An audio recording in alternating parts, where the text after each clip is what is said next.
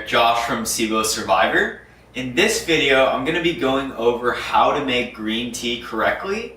I've included green tea on the gut-friendly tea guide because green and white and lower caffeinated teas are usually good for people with gut issues as long as you can tolerate the caffeine. So green tea usually has around 30 to 70 milligrams of caffeine compared to coffee, which has around 140, 130, 140.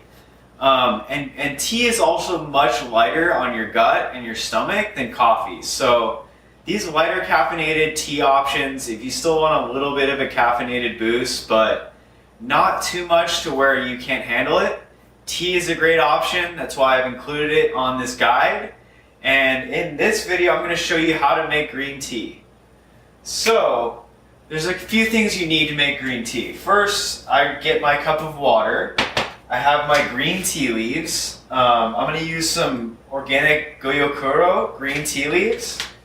This is a brand called Capital Teas and really high quality green tea. I'm kind of a tea nut, so I enjoy kind of looking at high quality teas, smelling them, kind of checking them out. It's really cool, like kind of once you get into it. But I'm going to use some green tea leaves, and then I'm going to use this tea maker to heat my water up. You don't have to have a tea maker, obviously. You can heat your water up on the stove. But for green tea, the water temperature that you're looking for is around 175 degrees Fahrenheit. With green tea and white tea in particular, you use cooler water temperatures than herbal teas. Because it doesn't take much to extract the beneficial components out of these teas. You have to be a little more gentle with them. So I'm going to use 175 degree water to make this green tea, and I'm going to allow it to steep from 1 to 3 minutes. And I'll go over kind of how to control your caffeine intake in tea if you're more caffeine sensitive, because I know a lot of people with gut issues can kind of be more sensitive to things, and I myself have to kind of moderate my caffeine intake just because of that issue. So let's show you how to do it. So I'm going to take my cup of water and I'm just going to heat this up to 175 degrees. Pour it in here, heat it up. So making green tea and other types of teas is really simple. Heat the water. I'm going to take about, 1 to 1.5 heaping teaspoons. So in order to monitor your caffeine intake, there are a few different factors you have to keep in mind if you want to be careful with your caffeine. So the amount of tea leaves you use, so if you want to kind of make a weaker cup of tea using green tea, you can use less tea leaves to get less caffeine. That's one thing you can do. The other is the water temperature. So if you want to lower the amount of caffeine, you can steep it in a little bit cooler water, so around 160 degrees. And then the last thing is the amount of time you steep it for. So the longer you steep teas, the more caffeine you're going to extract and the stronger the tea is going to be. So a lot of tea connoisseurs will kind of mess around with their tea times and their steeping times. But if you're trying to kind of be careful of your caffeine intake, then I would stick around a minute for green tea. You can be really cognizant of that if you're more sensitive to caffeine. I keep that in mind. So I'm going to use a heaping teaspoon of green tea here. And the cool thing about this Gyokuro is that the tea leaves are very small, they're rolled up. So when I pour the hot water over them and steep them, they're going to expand in your cup or in your teapot. So it's kind of cool to actually watch them too.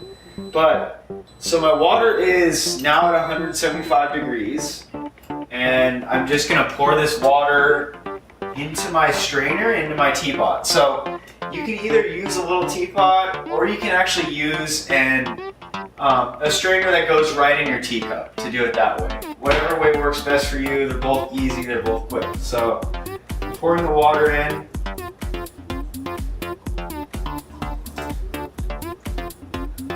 And then I'm just gonna simply let this steep for like a minute and a half. I'm kind of more cognizant about the length of time I steep for, just because I have to be careful with caffeine. Like I don't like to go too strong with higher caffeinated types of tea. And this is a darker Gurokuro green tea leaf, so it's going to contain a little bit more caffeine. That's why I'm a little careful.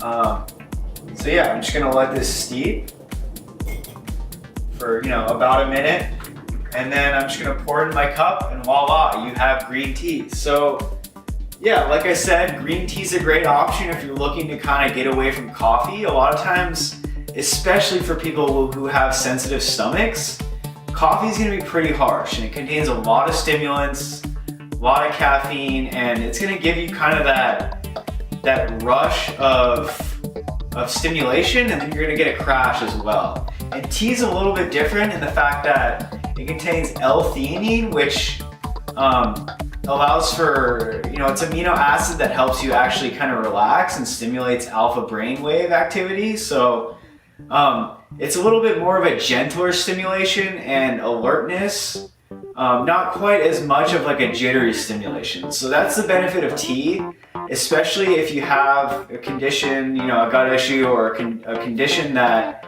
you kind of have to be more careful about your caffeine intake. It's a much gentler type of caffeinated beverage. So I'm just gonna let this steep a tiny bit more. The leaves are expanding, and then it's as simple as just pouring it into your cup. And usually a good green tea is just gonna be like it's gonna have a slight yellow color to it, and it's honestly an awesome tea. So thanks for watching.